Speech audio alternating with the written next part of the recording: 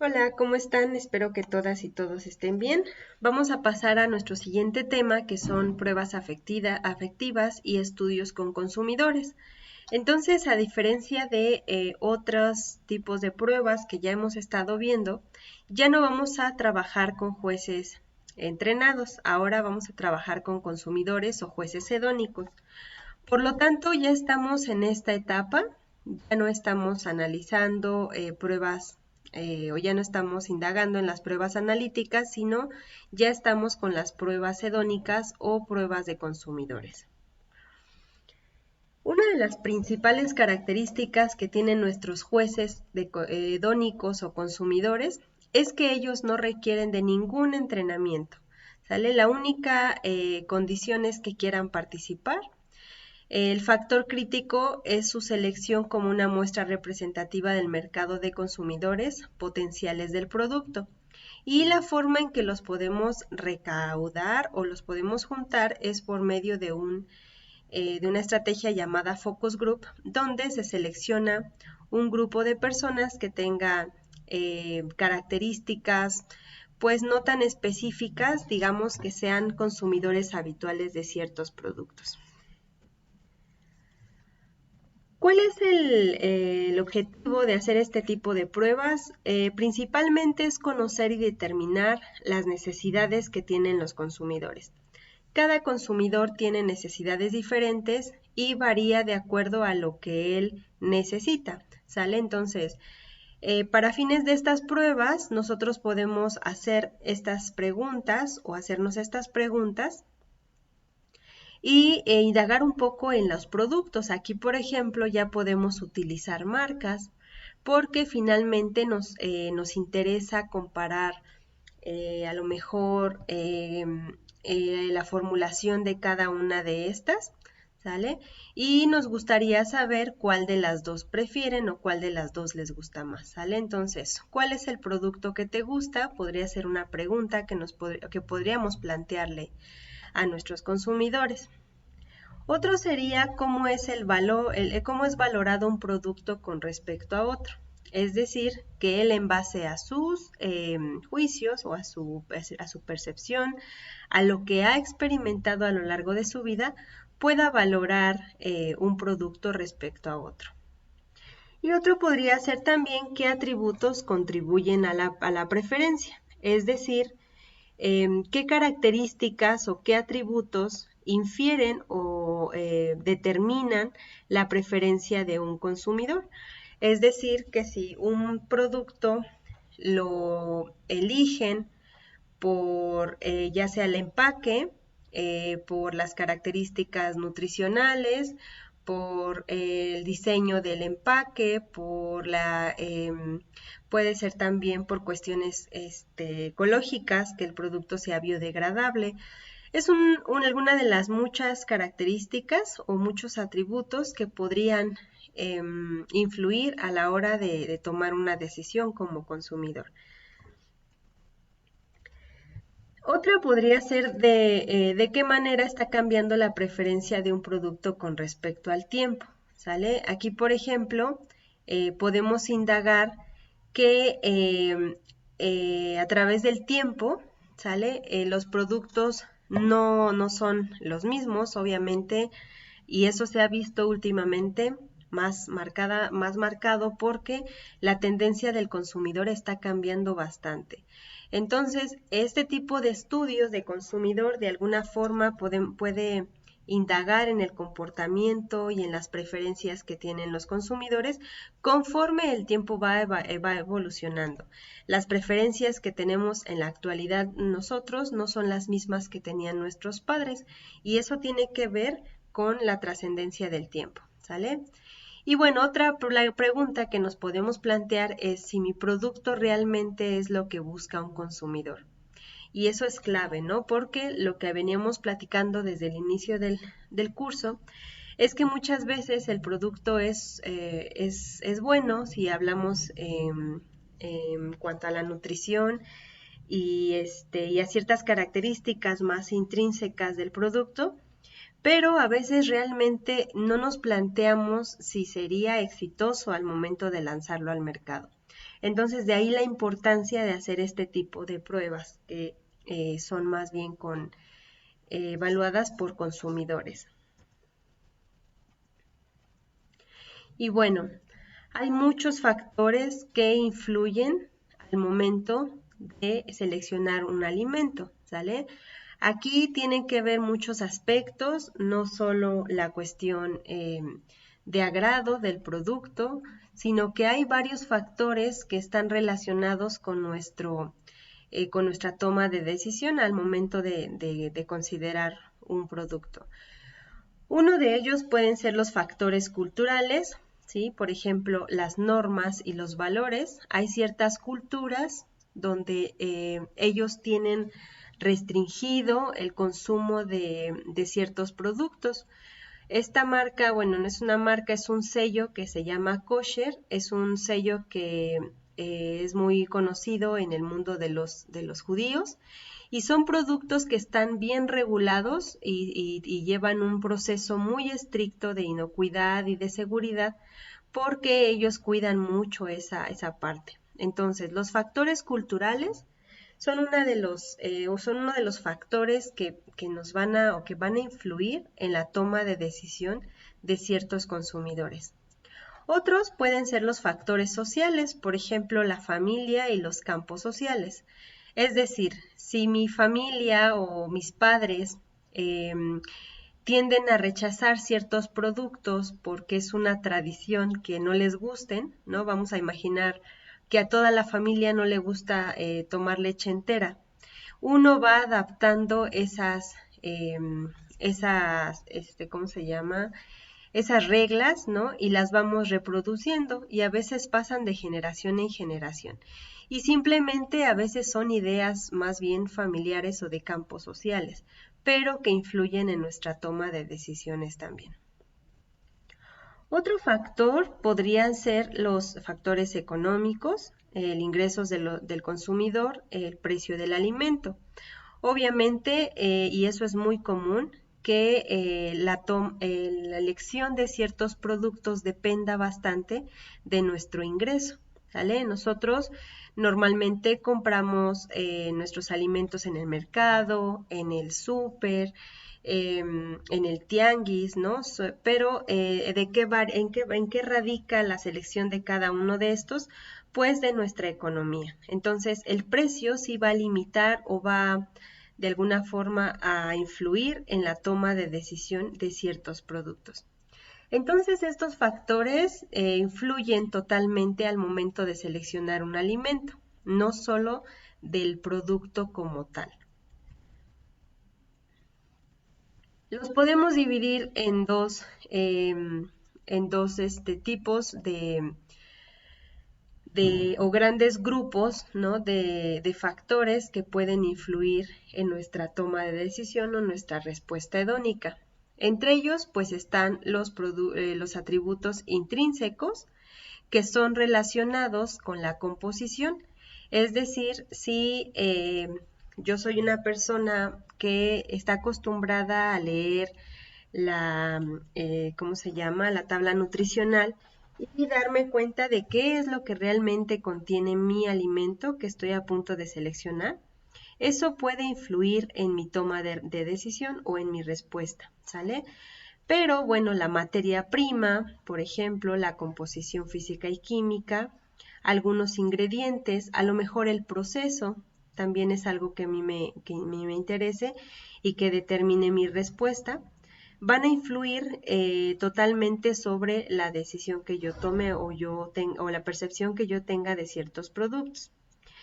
También hay otro tipo de atributos que son más bien extrínsecos y que influyen en la toma de nuestra decisión. Y uno de ellos, bueno, estos están relacionados con la información y la apariencia. A veces nosotros nos dejamos llevar más por lo que está afuera o lo que se ve a simple vista que realmente por los atributos o las propiedades intrínsecas. Nosotros como ingenieros en alimentos tendríamos que tomar decisiones en base a estos atributos intrínsecos, ¿sale? ¿Qué nos importa el proceso? ¿Qué ingredientes tiene? La composición física y química. Sin embargo, aquí ya va mucho más allá de este tipo de factores y a veces nos dejamos llevar por la emoción. Y eso es algo muy común, ¿sale? Eso es un proceso que se lleva en nuestro cerebro y normalmente hace que tomemos decisiones en base a nuestras emociones y otras experiencias, ¿sale? Entonces, realmente aquellos atributos extrínsecos que van a determinar que ese producto me guste, tiene que ver con el diseño, el envase, la etiqueta y el precio. Son más bien atributos extrínsecos que me van a ayudar a determinar si ese producto es de mi agrado o me conviene o no, ¿sale?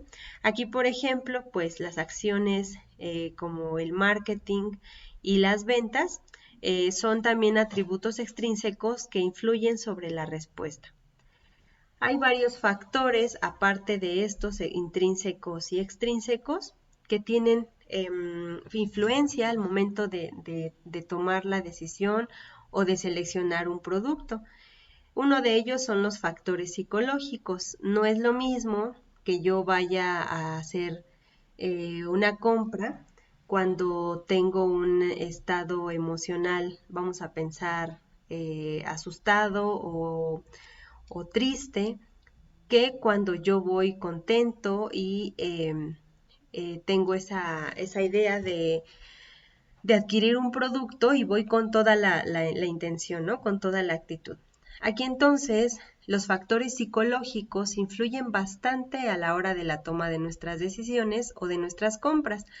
Muchas personas dicen que cuando compran sienten un estado de calma, ¿sale? Y eso es porque sí, exactamente al momento de adquirir algo que a nosotros nos gusta, nuestro cerebro libera neurotransmisores que nos hacen sentir felices. El problema con este tipo de reacciones es que esa felicidad dura poco. Por eso es que la gente que tiene esa necesidad compulsiva de comprar muchas cosas nunca se da abasto, porque lo único que está generando son picos de dopamina, de serotonina, son neurotransmisores que nos dan felicidad, pero son cortos. Entonces, no es bueno ir a hacer compras cuando necesitamos darnos esos o tener esos picos de emoción, porque normalmente son temporales, no es algo que dure, ¿no? Digamos. Otros factores también que son muy relacionados, que están muy relacionados al momento de, o que influyen al momento de tomar una respuesta, pues es la edad. Obviamente que entre más jóvenes somos, tenemos menos experiencia y conforme vamos haciéndonos grandes, pues tenemos más tacto para comprar y para tomar decisiones, ¿sale? Y el género también es importante. A veces, no sé si han dado cuenta, las mujeres tienden a comprar ciertos productos que los hombres no. Y esto también tiene que ver con cuestiones más bien emocionales. Bueno, como principal objetivo, ya lo habíamos mencionado anteriormente, tenemos que este tipo de pruebas nos van a ayudar a indagar y conocer las necesidades y predecir la compra que tienen los consumidores. Entonces, lo primero que tenemos que hacer aquí al momento de hacer este tipo de pruebas es definir el objetivo de nuestra prueba, ¿sale? Es decir, si queremos que una marca se mantenga, o sea, que se mantenga el producto o mantengamos una marca latente en el mercado.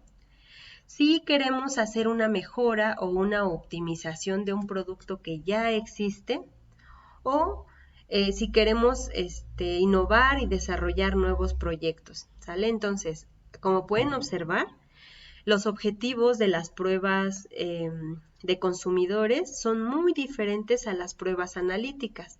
Aquí realmente estamos ya enfocándonos en el producto como tal y la importancia de ponerlo al mercado. y que dure, ¿sale? Que perdure, que sea seleccionado por los jueces.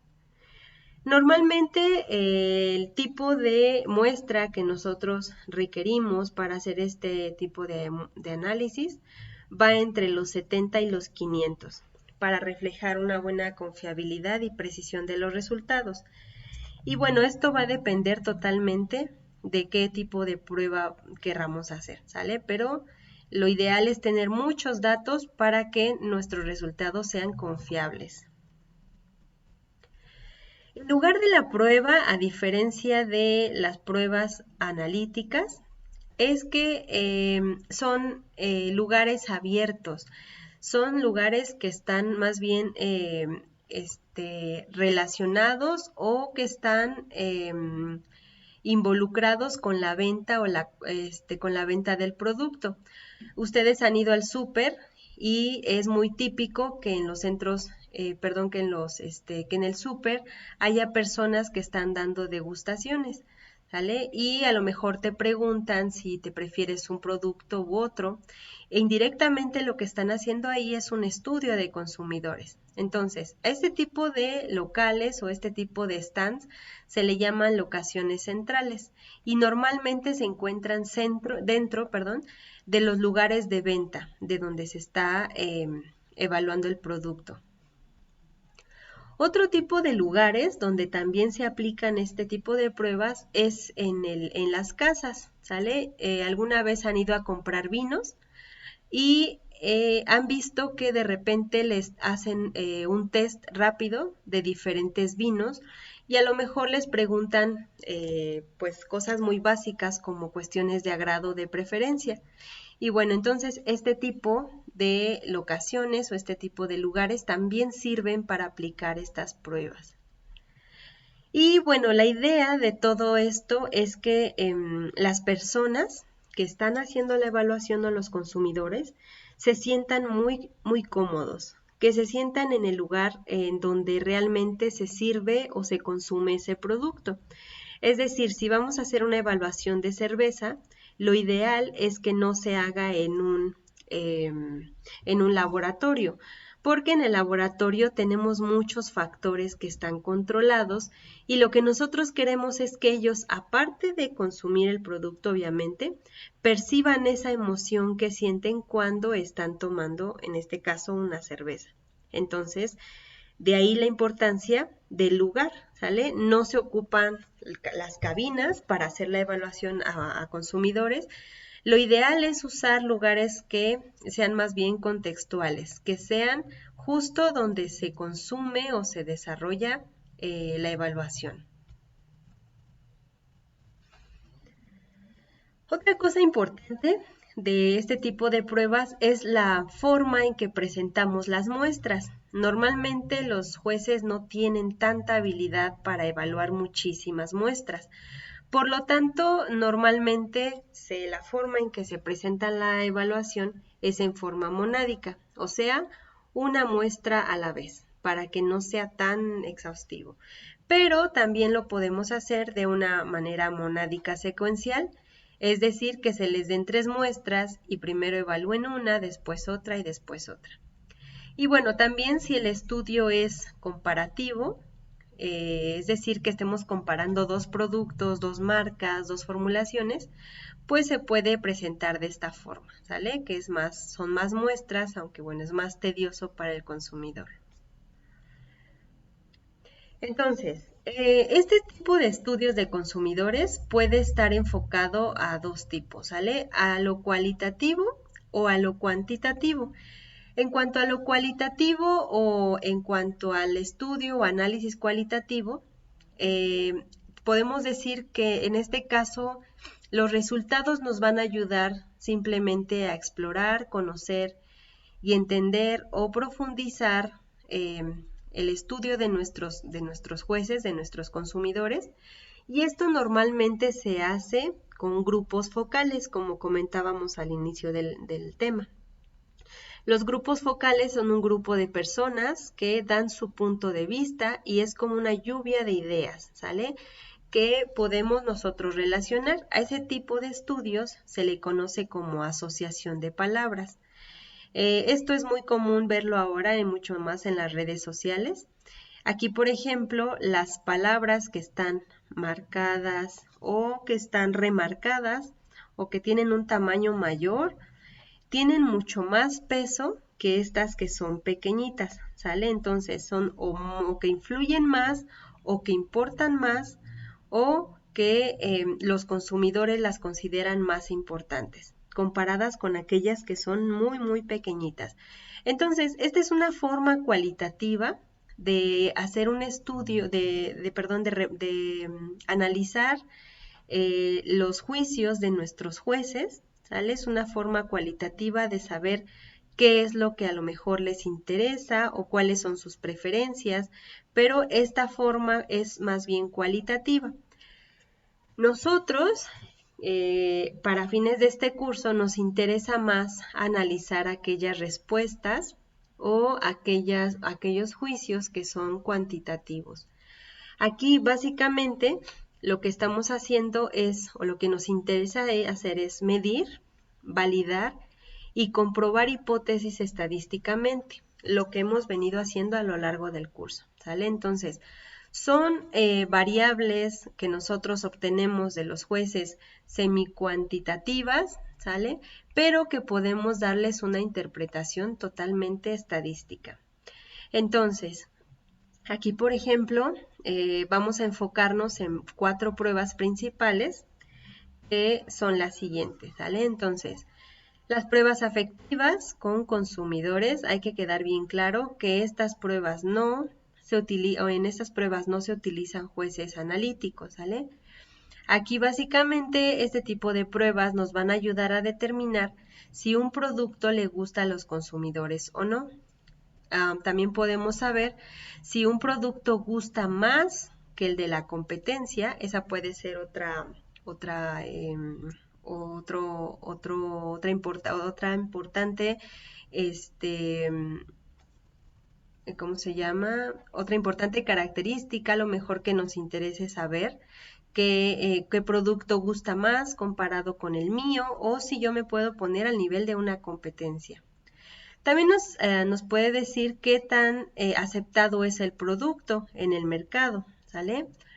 Y bueno, este tipo de pruebas también nos van a ayudar a determinar qué atributos gustan o disgustan a los consumidores. Entonces, aquí están obviamente todas mezcladas, ahorita vamos a ver una por una, pero estas son las pruebas que vamos a estudiar. Son 4 pruebas que tienen un objetivo muy diferente cada una. Tenemos las pruebas de aceptación, pruebas de preferencia, pruebas de nivel de agrado o hedónicas también se les llama. Tenemos también los estudios YAR y las pruebas CATA. Estas últimas 2 nos van a ayudar a optimizar productos. Ahorita lo vamos a ver más a profundidad. Pero estas 4 pruebas son las que vamos a ver a lo largo de este grupo de análisis, ¿sale? Entonces, vamos a empezar con las pruebas de aceptación. Las pruebas de aceptación son parte de las pruebas afectivas. Básicamente, este tipo de pruebas nos va a ayudar a determinar si el producto se acepta o no. Aquí, por ejemplo, estas pruebas son dan muchísima información porque son muy determinantes y el consumidor debe de tener una respuesta, solo una respuesta, sí o no. Entonces, este tipo de pruebas de aceptación la podemos dirigir dependiendo qué es lo que nos interesa. Por ejemplo, si a mí me interesa saber si comprarían mi producto, en vez de decir ¿aceptas el producto?, yo le preguntaría, ¿comprarías este producto? Y su pregunta tiene que igual estar en sí o no. Podemos darle más opciones como tal vez sí, sí seguro, tal vez no, no seguro, pero bueno, aquí vamos a dejarlo como sí y no, ¿sale? La forma en que analizamos este tipo de pruebas ya la hemos visto, lo vimos cuando estuvimos analizando las pruebas discriminativas. Se hace por medio de una prueba de pares. Aquí la diferencia es que vamos a hacer el análisis para dos productos, pero como solo hay dos respuestas, sí o no, y no hay una respuesta correcta, porque aquí la decisión del juez es determinante para el juez, o sea, radica en su solo juicio, ¿sale? O sea que él puede decir sí o no dependiendo la percepción y su gusto que él tenga. No hay una respuesta correcta, por lo tanto, esta prueba es no direccionada, ¿sale? Si hubiera sido direccionada, hubiera sido la prueba 2AFC, que es de una cola, y ese tipo de pruebas se hacen cuando queremos estudiar un atributo específico. Eso es lo que vimos en el examen, ¿sale? Son pruebas donde se estudian solamente un atributo específico, pero en este caso, que son las pruebas de aceptación, no hay un atributo que evaluar, sino aquí puede ser que escoja sí o que escoja no.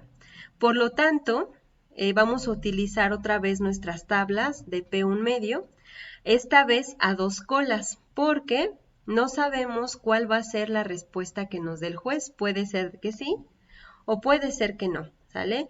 Pero bueno, entonces, la forma de analizar este tipo de pruebas de aceptación es por medio de la prueba de pares, ¿sale?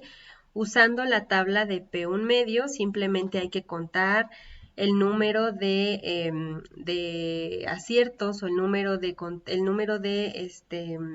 secuencias que tuvo cada uno de los productos, ver cuál producto se aceptó o lo comprarían más y compararla con nuestra tabla de P1 medio. Por otro lado, tenemos las pruebas de preferencia. Este tipo de pruebas compara preferencias entre dos productos, ¿vale? También aquí el análisis que se hace es con tablas. Es lo mismo, es el mismo caso, es una prueba no direccionada porque no sabemos hacia dónde se va a cargar la respuesta, hacia sí o hacia no. En este caso se va a utilizar igual la tabla de P1 medio a dos colas también, ¿sale? Entonces, esa es la forma en que podríamos analizar una prueba de preferencia. ¿Qué ocurre cuando hay más de dos productos? Para este caso, vamos a utilizar la prueba de ordenación, así como ustedes la han estado utilizando. En este caso, vamos a utilizar la tabla de valores críticos de diferencia crítica ordinal y vamos a hacer justamente lo que hicimos en las pruebas discriminativas. Vamos a ir acomodando dependiendo la intensidad de un cierto atributo y de esa forma vamos a ir descartando cuál es la muestra que se prefiere menos o cuál se prefiere más. Pero bueno, eso sería la forma en que se puede hacer, ¿sale? Entonces, la forma de analizar la prueba cuando utilizamos dos productos es por medio de la prueba pares, ya saben, utilizando la tabla, y cuando usamos la prueba de ordenación, ya lo hemos hecho, ¿sale? Utilizamos el análisis de ordenación por rangos, es decir, que hacemos la suma de todos los conteos de cada una de las muestras y dependiendo del atributo específico que se quiere evaluar, ¿sale? Lo comparamos con un valor crítico de tablas. Entonces, para las pruebas de preferencia y ordenamiento, aquí está bien especificado. Cuando son dos muestras, vamos a usar las tablas de comparación por pares, la no direccionada, ¿sale? La de dos colas. Y bueno, en ese tipo de pruebas podemos saber cuál de estos dos productos te gustan más y cuál de los dos comprarían, ¿sale? Y esa es la forma de analizar esos resultados. En el caso, como les mencionaba anteriormente, de tener más de dos muestras, vamos a utilizar la escala de ordenamiento. Aquí hay dos formas de hacer el análisis. Uno, como ustedes ya saben y ya lo comentamos, haciendo la suma de los rangos y comparando con un valor crítico de tablas, que es como lo hicimos en las pruebas discriminativas. u otra usando el valor, el análisis Friedman, que es como un equivalente de la ANOVA, pero con valores no paramétricos, ¿sale? O sea, más bien como semicuantitativos. Entonces, podemos utilizar cualquiera de las dos. Más adelante vamos a hablar específicamente de este análisis porque lo vamos a usar. Ok. La tercera prueba es el nivel de agrado. A este tipo de prueba se le llama también, o bueno, se utiliza una escala llamada hedónica. La escala hedónica es una escala que normalmente está marcada con ciertos puntos y tiene un extremo de agrado. Ahorita lo vamos a ver con unos ejemplos. El objetivo de este tipo de pruebas es establecer el agrado de preferencia donde cada consumidor va a indicar el nivel de agrado dependiendo el punto que marquen en la escala. Aquí la escala hedónica debe de tener al menos 7 puntos, ¿sale? 3 niveles de agrado y 3 niveles de desagrado, más el indiferente. Ahorita lo voy a explicar con la escala para que lo vean más claro. Pero normalmente utilizamos la escala de 7 puntos, ¿sale? Aquí, como dice, bueno, muchos textos recomiendan usar 9 puntos porque así se les da como más opciones a los consumidores de determinar cuál es su agrado. Los datos se pueden analizar de dos formas. Una puede ser por un histograma de frecuencias. Acuérdense que nosotros al obtener las tablas de frecuencias se puede hacer un histograma y las barras nos van a indicar qué muestra agradó más y qué muestra agradó menos o cuál fue su nivel de agrado. En el caso de comparar dos muestras, o sea que no solo sea una, sino que sean dos muestras, podemos emplear un estadístico que ya hemos venido usando, que es la G cuadrada, ¿sale?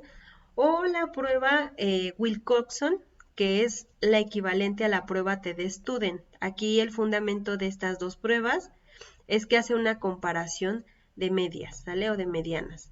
Entonces, puede ser cualquiera de estas. En el caso de que hubiera más de dos muestras que comparar, podemos hacer el estadístico de Friedman o el análisis estadístico de Friedman. Este tipo de estadístico es el equivalente a la ANOVA de dos vías, pero para datos ordinales. O sea, no hacemos ANOVA, la interpretación es muy similar, pero aquí estamos utilizando datos ordinales. Y si recordamos los datos ordinales, lo vimos al inicio de las pruebas descriptivas, son datos o variables cualitativas. Entonces, no es tanto numérica, por eso es que no usamos el ANOVA, pero el análisis de Friedman es muy parecido al ANOVA, es equivalente de hecho, solo que utilizamos datos cualitativos. Entonces, estas son las escalas hedónicas. Es la que les comentaba, la mejor o la que se sugiere más según la literatura es la escala de 9 puntos. Hay de 7 puntos, hay de 9, de 7, de 5 y de 3 puntos.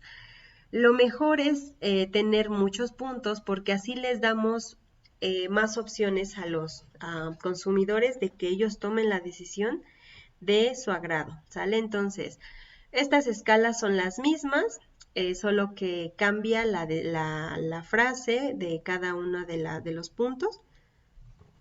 Aquí, por ejemplo, tenemos una escala de 9 puntos en inglés y va desde me gusta extremadamente hasta me disgusta extremadamente. Y tiene un punto medio, como lo vimos en la diapositiva anterior. Ni me gusta ni me disgusta. Entonces, estos puntos hacia arriba son, digamos, positivos, ¿no? Estos puntos hacia abajo son negativos y hay un punto medio. Aquí, por ejemplo, para América Latina utilizamos que los niveles más altos van de me gusta muchísimo, un punto menos me gusta mucho, uno menos me gusta bastante o me gusta, Y aquí tenemos me gusta poco, ¿sale? Pero me gusta. Y aquí finalmente tenemos un punto medio. Ni me gusta ni me disgusta, o sea, me da igual. Y hacia abajo tenemos los puntos negativos. Me disgusta un poco, me disgusta bastante o me disgusta mucho y me disgusta muchísimo. Entonces, estos puntos los tienen los jueces para que puedan determinar en qué punto está su agrado, ¿sale? No se presentan los números que están entre paréntesis, yo se los pongo para que vean los puntos que tiene la escala, pero al juez solo se le presentan las frases, no se le presentan nunca los números, solo las frases.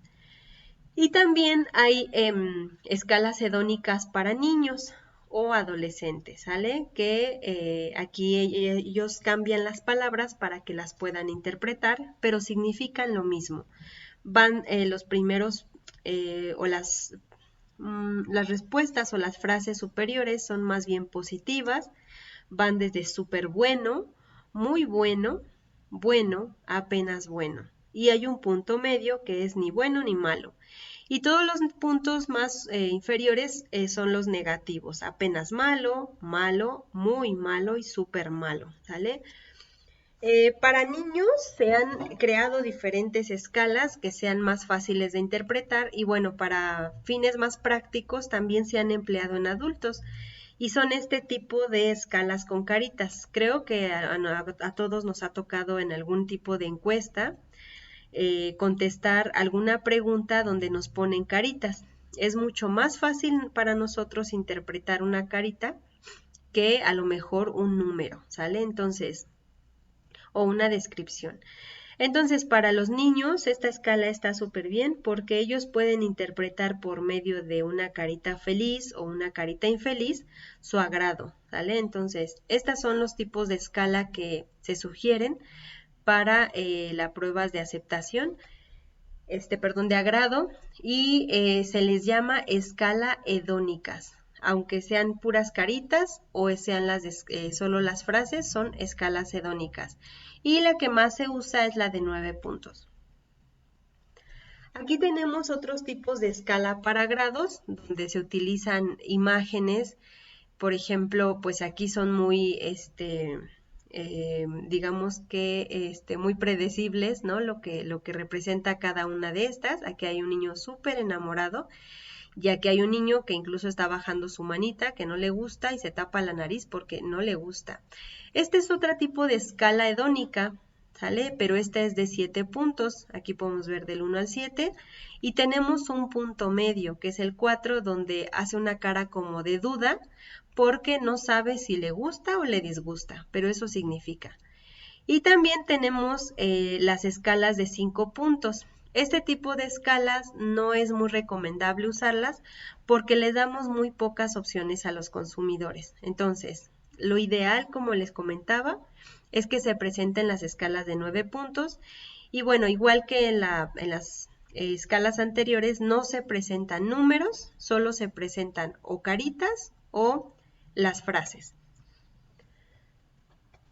Muy bien, una vez que ya hayamos hecho la evaluación y tengamos los resultados de nuestros jueces, ahora sí vamos a ponerles números para hacer el análisis. Se sugiere bastante que sea de esta forma. Vamos a calificar las frases o las vamos a etiquetar esas frases con números. Todas las superiores o todas las frases superiores las vamos a poner positivas, por ejemplo, +3, extremadamente agradable, +2, medianamente agradable, +1, ligeramente agradable. Esta es una escala de 7 puntos, pero si tuviéramos la escala de 9 puntos, obviamente sería +4, +3, +2, +1 y 0. 0 representa ni me gusta ni me disgusta. Y todos los negativos, pues, representan las frases negativas, como ligeramente desagradable, medianamente desagradable y extremadamente desagradable. Estos números ya los vamos a poner después de que se haga el análisis y nos van a ayudar a nosotros a tener números en vez de analizar tantas frases. Entonces, con los números, ahora sí vamos a ir a hacer nuestro análisis, ¿sale? Pero esta es la forma en la que vamos a analizar, con números. Muy bien. Las últimas pruebas de consumidores son la de estudios, bueno, son pruebas que nos van a ayudar a optimizar productos en base a la percepción de consumidores. Y hay dos tipos de pruebas. Tenemos la escala YAR y la CATA, ¿sale? Para este tipo de pruebas se realizan un análisis para percibir cómo espera mi consumidor que un producto en algunos atributos sean de su interés. Vamos a poner el ejemplo del agrado de dulzor o la presencia o ausencia de un sabor desagradable. Por ejemplo, vamos a imaginar que un sabor desagradable sea el sabor a lata, ¿no? De una coca, vamos a pensar, qué tanto te disgusta o cómo podrías calificar el sabor de la lata. Por ejemplo, otro tipo de grado de o de presencia o ausencia del sabor refrigerado, ¿no? Algunas veces les ha pasado que dejan en el refrigerador algún producto abierto y después de un tiempo absorbe todos los olores del refrigerador a tal grado que sabe a refrigerador y son todos los compuestos volátiles que andan ahí en el refri, ¿no? Entonces, ese sabor incómodo, ese sabor feo, lo podemos también identificar y los jueces lo pueden calificar. Y por ejemplo, en cuanto al sabor artificial, vamos a imaginar algún edulcorante. Ya ven que estos productos dejan mucho residuo en la boca o muchas sensaciones raras. Entonces, ese tipo de compuestos se puede también calificar, ¿sale? Entonces, aquí lo interesante es ver cómo ellos los perciben, cómo perciben el sabor a lata, cómo perciben el sabor refrigerado de un producto, el sabor artificial de una coca, ¿no? Por ejemplo, que es, digamos que ya no tiene azúcar, pero que usaron algún edulcorante y deja ese sabor residual en la boca, ¿sale? Aquí, por ejemplo, hay dos tipos de escala que podemos utilizar para hacer este análisis, el análisis de optimización de productos, específicamente YAR. Podemos emplear las escalas categóricas de intensidad, que ahorita se las voy a mostrar, o también la escala de justo como lo esperaba. Normalmente se pone escalas YAR y tiene que ver con sus siglas en inglés, que son Just About Right, y significa justo lo que dice aquí, justo como lo esperaba, ¿sale? Entonces, o punto perfecto también se le conoce como escala de punto perfecto. Entonces, para que este tipo de escalas de verdad funjan como una prueba para optimizar un producto, tiene que ir siempre acompañado de una prueba, una pregunta de nivel de agrado para identificar los atributos más relevantes. ¿Qué quiero decir con esto? Vamos a imaginar que queremos hacer la optimización de un producto. ¿Cómo hago la optimización de un producto? Estudio aquellas características o aquellos atributos que sean relevantes para mi juez. Vamos a pensar que estoy evaluando una barrita vamos a imaginar una paleta de chile, ¿sale? Entonces yo estoy evaluando la paleta de chile y estamos evaluando específicamente varios atributos que son de mi interés. Por ejemplo, el nivel de picoso, ¿sale? Vamos a pensar el grado también de dulzor y el grado de salado. Entonces, estas tres características, tanto picoso, dulce y salado, voy a estudiarlas con mi escala YAR para saber cuál es su concepción de esos atributos específicos. Entonces, ellos me van a dar una calificación de cada atributo, de cada uno de los 3. Pero aparte, con una evaluación o una pregunta de agrado, yo voy a preguntar si es de su agrado ese producto.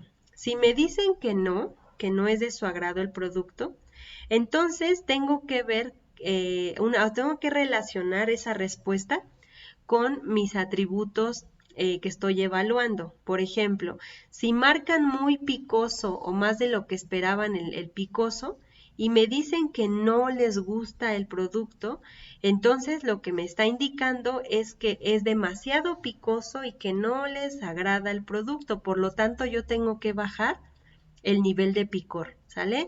Si, por ejemplo, en cuanto al agrado de salado, yo les digo, si te gusta, qué tanto te agrada el nivel de dulzor, perdón, de salado, y ellos me ponen que sí les gusta, yo tengo que determinar que esa calificación que me dieron en las pruebas YAR, no las tengo que cambiar porque al final les agradó ese atributo salado, ¿sale? Ahorita lo vamos a entender más con las escalas, pero bueno, estas son las dos tipos de escalas que podemos utilizar para optimizar un producto. Tenemos las escalas categóricas de intensidad. Estas escalas igual solamente se presentan las frases, no los números. Esto lo hacemos para hacer el análisis. Pero este tipo de escala, por ejemplo, la categórica de intensidad va de 0 a 4. Y esta va desde una característica donde no se percibe hasta aquellas que sí se perciben. Por ejemplo, para la escala categórica el 0 representa ausente. Es decir, que si yo les pregunto en cuanto al picoso, ¿qué tan picoso lo percibes? Y él me pone ausente, es porque no percibió ni siquiera que había picante, ¿no? Que había ahí, no sé, polvo o chile. Por otro lado, tengo las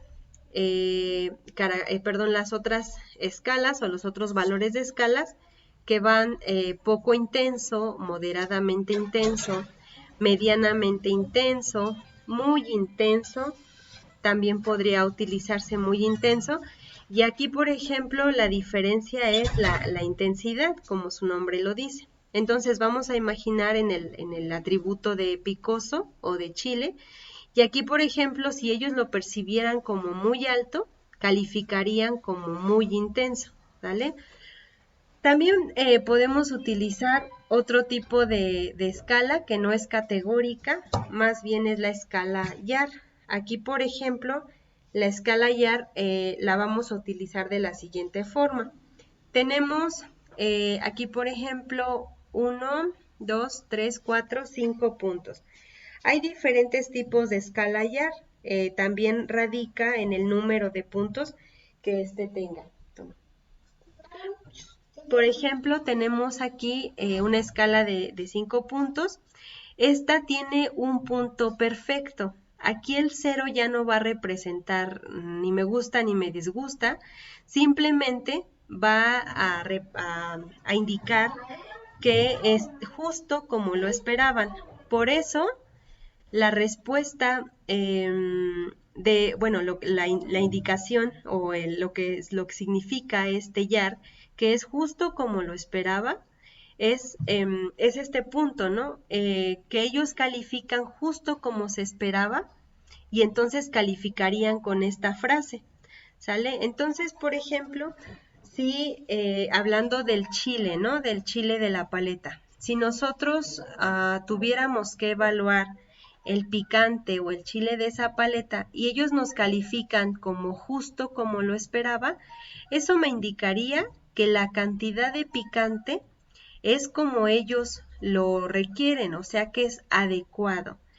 ¿Qué pasa si, por ejemplo, para ellos el picante o lo picoso está mucho más de lo normal, más alto de lo normal? Pues ellos calificarían como mucho más de lo que esperaba, o sea, muy alto, ¿sale?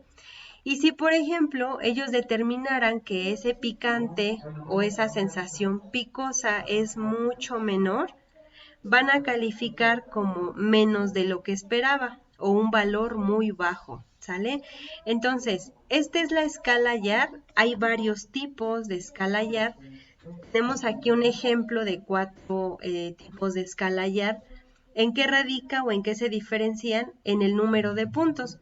Por ejemplo, existen las escalas YAR de 3 puntos, donde solo tienen 3 puntos. El alto representa demasiado débil, el medio representa justo como lo esperaba, o sea que es justo como ellos lo requieren, y tenemos un punto menos que representa demasiado fuerte. Entonces aquí ¿en qué radica obviamente la respuesta del juez? En lo que él perciba. También tenemos escalas de 9 puntos, de 7 puntos y de 5 puntos. La de 9 puntos, por ejemplo, tiene también un punto, digamos, neutro, que es el punto de justo como lo esperaba o justo como me gusta. Si ellos calificaran cualquier atributo como justo como me gusta, pues estamos hablando de que la intensidad de ese atributo les gusta, porque es justo como lo esperaba. Aquí, por ejemplo, si se dan cuenta, comparado con las escalas anteriores, hacia arriba están las positivas, que están mucho más de lo que esperaba, hacia las que menos hacia las negativas, que son mucho menos de lo que esperaba. Y bueno, este tipo de prueba, por ejemplo, este tipo de escala, podemos ver que está al revés, ¿no? Va de extremadamente débil hasta extremadamente débil, ¿sale? Entonces, por ejemplo, aquí, bueno, lo ideal es trabajar con una escala de 9 puntos donde haya también un punto medio, pero ya trabajar con una escala YAR de 7 puntos ya está bien. Entonces podemos utilizar una escala YAR de 7 puntos. Algo que es súper importante que sepan es que este tipo de pruebas es para determinar el nivel óptimo de un atributo. Entonces, aquí ya no vamos a preguntar si te gusta o no te gusta. Aquí vamos a evaluar en base a un atributo. ¿Qué tan salado te parece la paleta? ¿Qué tan dulce te parece la paleta? ¿Qué tan picosa te parece la paleta? Y en base al juicio que tengan mis jueces, me van a poder seleccionar alguna de estas. Si el punto es perfecto para ellos, tal cual lo dice la prueba, justo como me gusta, nos van a calificar como justo como me gusta. Pero si a lo mejor el picoso para una persona que consume mucho picante lo percibe como muy débil, me va a calificar como demasiado débil. Para una persona que no come picante, me lo va a calificar a lo mejor como demasiado fuerte. Y eso va a radicar en la percepción de los jueces. Entonces, la diferencia entre este tipo de prueba, que es más bien para optimizar, es que no estamos evaluando un atributo específico, ¿sale? El salado, el dulce o el picoso. A comparación de las pruebas anteriores donde nos preguntaban cuál prefieres, cuál te gusta más, ¿sale? Eso es diferente, ya vieron, el análisis es totalmente diferente. Aquí, por ejemplo, podemos interpretar los resultados de la siguiente forma. Podemos hacer una comparación de medias cuando son dos productos, pero cuando tenemos más de esos productos podemos utilizar también el análisis de Friedman, ¿sale? Y el de Wilcoxon.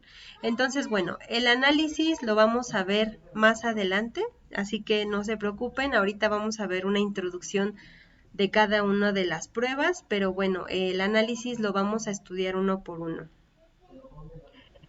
En cuanto a las pruebas afectivas, también tenemos las pruebas de cata, ¿sale?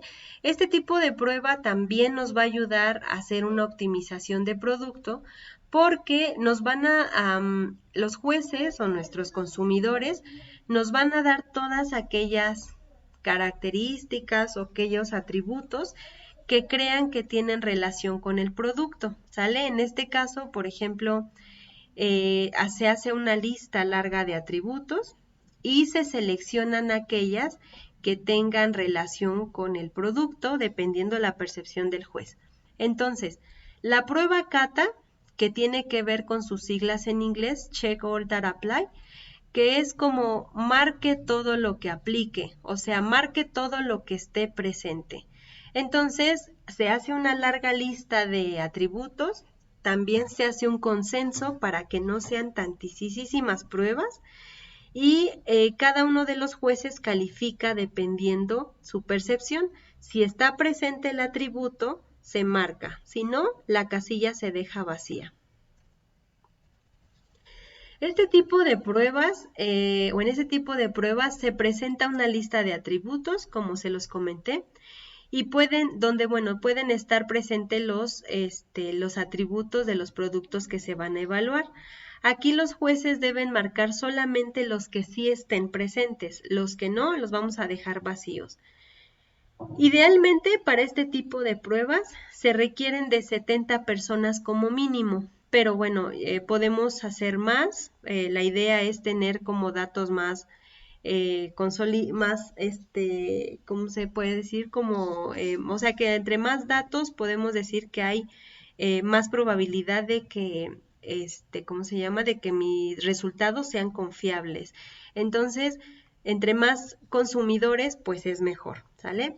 Para optimizar un producto, como tal, optimizarlo, este tipo de pruebas que son CATA debe de ir acompañado también de una pregunta de nivel de agrado. O sea, igual que en las pruebas JAR, ¿sale? Ellos me dicen qué les parece un cierto atributo, ¿no? Por ejemplo, el picoso. El picoso es justo como lo esperaba, es más de lo que esperaba o es menos de lo que esperaba. Y eso va acompañado de una pregunta de agrado, ¿sale? ¿Te gustaría comprarlo o lo comprarías?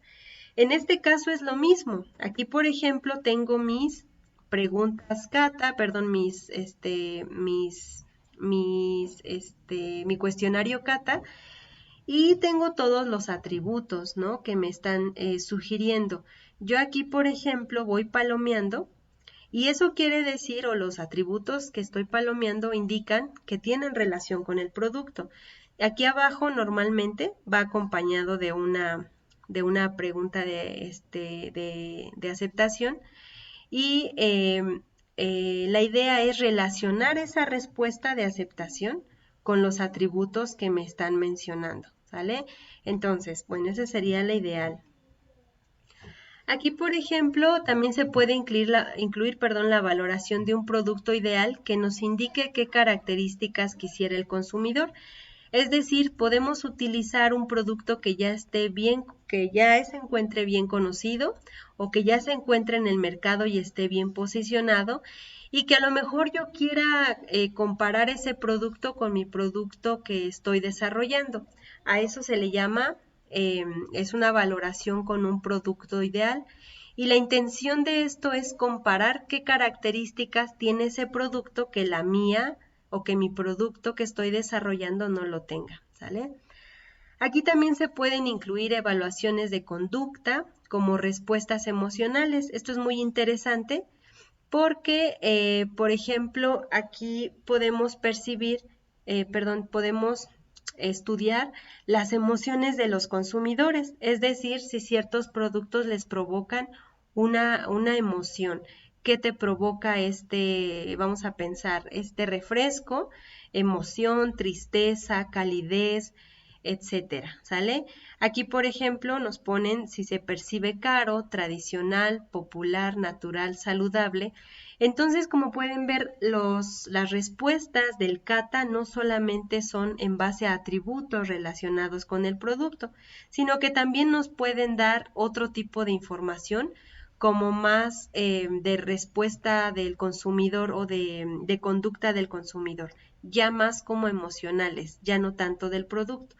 Entonces podemos preguntar, como les digo, un producto que te causa o qué sensación percibes al ver esta imagen y vamos a pensar que es un café, y un café lo puedes relacionar con muchas características que son emocionales o muchas, sí, con muchas respuestas que son más bien emocionales, por ejemplo, tristeza, melancolía, inteligencia, no sé, concentración, o sea, lo podemos relacionar con con muchas palabras que tengan que ver más con respuestas emocionales y no tanto con las del producto, ¿sale?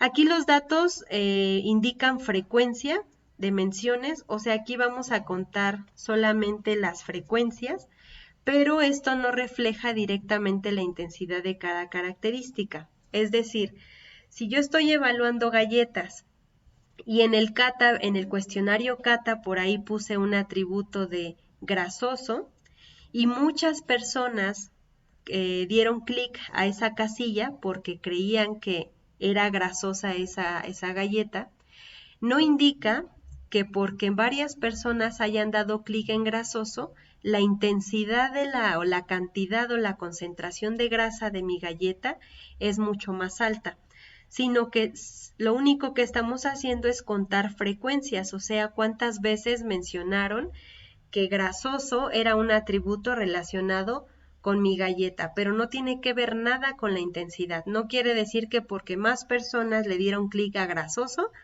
mi galleta tenga una concentración más alta de grasa de lo normal, ¿sale?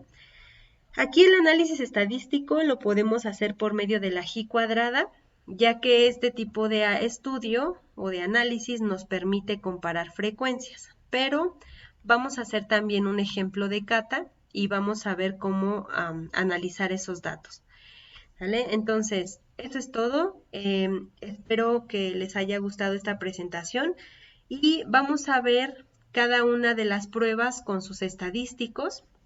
Pero bueno, esta era una introducción general para que vean lo que abarca todas las pruebas de consumidores o pruebas hedónicas. ¿Vale? Entonces, nos vemos el siguiente video. Cuídense mucho. Hasta luego.